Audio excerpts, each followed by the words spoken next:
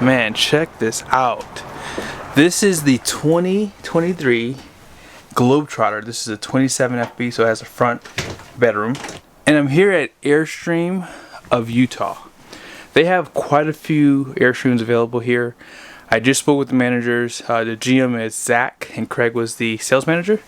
Be sure to give these guys a look up if you are in the market. Very helpful, and like I said, they have great inventory here. And this Globetrotter is about 28 feet long, 8.5 inches wide, has a 39-gallon freshwater tank, 37-gallon gray tank, and a 39-gallon black tank. Now on the roof you can see it does have one 15K Dometic AC with a heat pump, and there is an optional second AC which is a 13.5 with a heat pump as well. This one does have the optional 3 100-watt solar panels with a controller and battery monitor, and here's some of the air vents, things like that too. Now let's go ahead and walk to the front of the rig. This is a front bedroom, and this is very different from the Flying Cloud that I did a review on. One thing I like about this rig, it's the small things in life for me. Check this out. So this does have sensored lights, and the storage on these rigs are pretty phenomenal. I love the fact that they give you the sensored lights, though. That is a nice touch that they add. I did not see this for the Flying Cloud, so that might be a thing that they do for this rig particularly. Lots of storage on the side here. It's basically like your nightstand.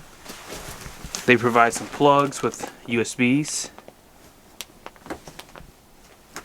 and then storage right here. And it doesn't just stop there. They like to give you these storages on the side with these little plastic bins, and then they give you more at the very front too. So you have no excuse. You can take everything with you when you go camping. Pretty deep right there. And same thing on both sides. You also have the storage right here. And they provide a television for the bedroom, 12 volt. More inverter circuits. Wow, this is a nice rig. Air conditioning control.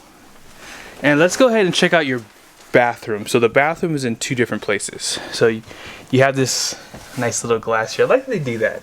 Nice touch.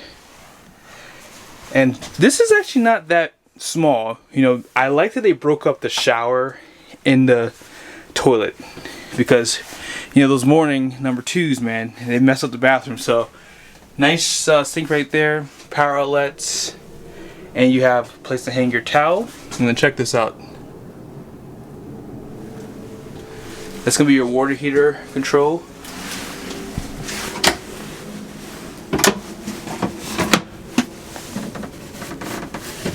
Sailing down below. And actually it slides on both sides too. Porcelain toilet. And then check that out. More storage. It's hidden.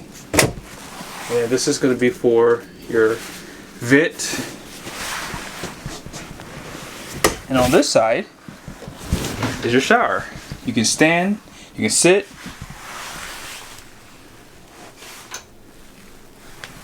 Really nice. And because you have a tankless water heater, you can take those long showers you take at the house. Here's your wardrobe. You can hang things right there. And you have storage for this area too.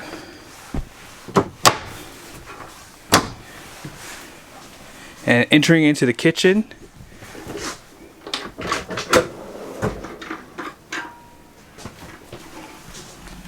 look at that.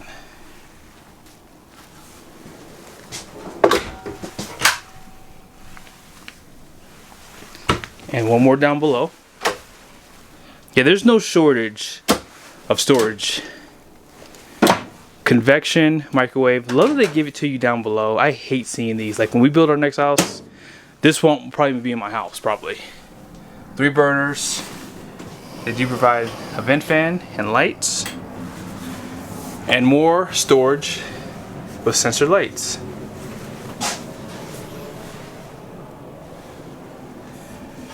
Now let's go ahead and open up some of these drawers down below. and then I'll show you guys the sink next and what's behind it. So the top one is going to be for your silverware. Bottom one's just extra storage, and then more right here. Now check out the attention to detail. Now obviously most manufacturers would just skip giving you a drawer right here, but look what they did. In order to make this still close and miss the plumbing, they did a cutout. That's how you know you're buying from a reputable brand. Like, I would have just skipped putting a drawer here, but this is a dead space here, so they figured they'll still give you one down below, and then you have more here. So where is the trash can? That is the question, right? So you have a trash can right there. You have another one right here, and another right there. You can also hang things beside the door.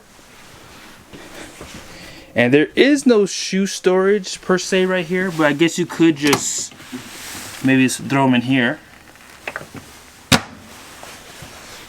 It's for your awning. Lighting controls on this side. And check this out. This one, I think it's this one, yep. That turns off. I like how they finished that too. The buttons feel good too, by the way. Now you can remove one of these tables and get more seating if you're playing like a card game or something like that. Or you can just get more places for people to eat. Very big couch. And as you would expect, they do not waste any space in this rig whatsoever. Television's right there. Some of your controllers. Some of it's going to be for your solar. And then this is the breaker box here. 12-volt refrigerator. This is a Norcold. And by the way, this is actually pretty deep too. I am really happy that manufacturers are getting away from gas electric ones because they are not reliable. And this is 12 volts, so hey, you can run this off your batteries. And because you have solar, you should always stay charged even if you're not hooked up to shore power. Now let's go ahead and take a look on the outside so you guys can see the rig. But actually, you know what? I don't think I showed this to you, did I? So you do have a Fusion sound system. I'm assuming that's their speakers too. I did like that Flying Cloud was using JL Audio. That's a reputable brand that I know about. I'm not saying that Fusion is not, but I've never heard of them before. You guys thought I forgot. I did forget to show you the sink. So there it is. Under the counter, which is the way I like it. And let's now go outside. So here's some of your storage up front. It's pretty deep, by the way, too. They do provide a light inside of this area too. Love these handles, by the way. Battery box, most likely gonna be a dual battery setup, and it is. You have dual propane tanks, power jack out front, and huge awning on this side. Pretty much covers the whole side of the rig. Manual jacks down below.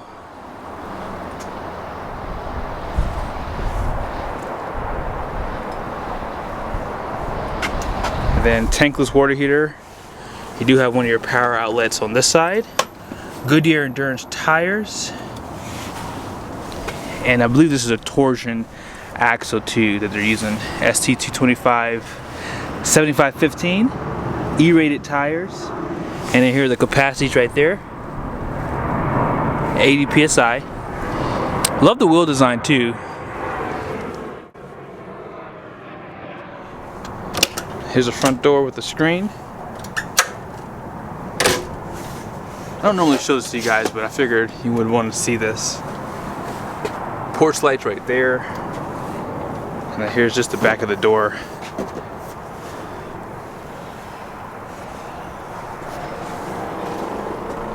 And then this is how you control that awning.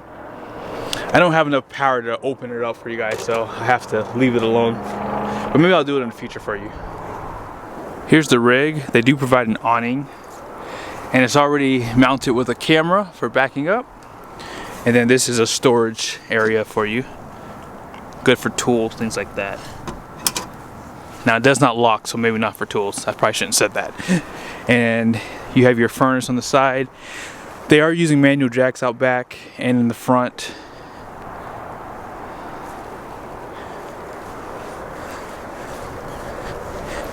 and smart plug. Some of your cable outlets, water connections. This is how you fill that freshwater tank. This is where you're going to dump from. And they do provide a light down here too if you can't find it at night. Sewer hose storage right there. And that is pretty much it. Another awning that covers a full side of this rig. So your gross axe weight rating out front is going to be 3,800 pounds. The rear is 3,800 pounds as well. Gross vehicle weight rating is going to be 7,600 pounds. And all in, this has a cargo carrying capacity of 1,153 pounds. Now let's go ahead and check out and see what truck would be a good fit for this rig. I did a video on a 2023 Ram 2500. This is a limited Longhorn, and this truck should be a good fit for this type of rig.